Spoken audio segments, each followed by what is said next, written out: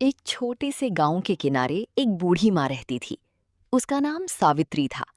उम्र ने उसके शरीर को कमजोर कर दिया था, लेकिन दिल में ममता अब भी उतनी ही गहरी थी।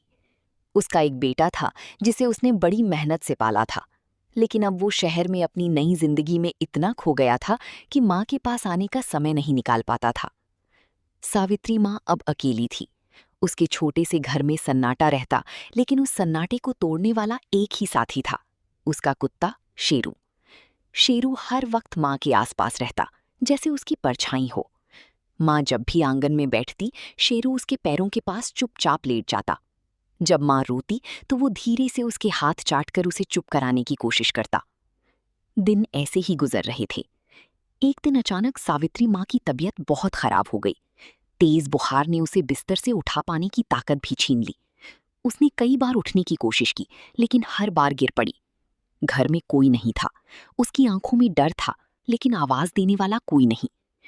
शेरू ये सब देख रहा था। वो बेचैन होकर कभी दरवाजे तक जाता, कभी माँ के पास लौट आता। उसने जोर जोर से भौंकना शुरू किया, जैसे किसी को बुला रहा हो, लेकिन बाहर कोई नहीं था। गांव के लोग अपने कामों में लगे थे। तभी शेरू अचानक दरवाजे से बाहर भागा। वो तेज दौड़ता हुआ गांव की तरफ गया। रास्ते में कीचड़ था, पत्थर थे, लेकिन वो रुका नहीं। वो एक घर के सामने जाकर जोर जोर से भौंकने लगा। अंदर से एक आदमी निकला, लेकिन शेरू सिर्फ भौंक कर वापस दौड़ पड़ा, जैसे उसे अपने पीछे आने का इशारा कर रहा हो। आदमी को कुछ अजीब लगा, तो वो उसके पीछे पीछे चल पड़ा। धीरे धीरे दो तीन और लोग भी साथ हो लिए। शेरू उन्हें सीधा सावित्री माँ के घर तक ले गया। जब उन्होंने अंदर जाकर देखा तो माँ बेहोश पड़ी थी। तुरंत लोगों ने उसे उठाया और अस्पताल ले गए। डॉक्टर ने कहा कि अगर थोड़ी देर और हो जाती तो जान बचाना मुश्किल हो जाता। समय पर मदद मिल गई थी, और ये सब सिर्फ शेरू की वजह से हुआ था।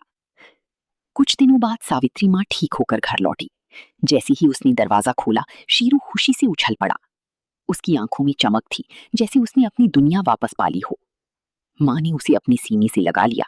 उसकी आंखों से आंसू बह रहे थे, लेकिन इस बार वे दुख के नहीं, सुकून के आंसू थे। उस दिन के बाद गांव में हर कोई शेरू की वफादारी की मिसाल देने लगा। सावित्री माँ अब भी अकेली थी, लेकिन सच तो ये था कि वो कभी अकेली नहीं थी।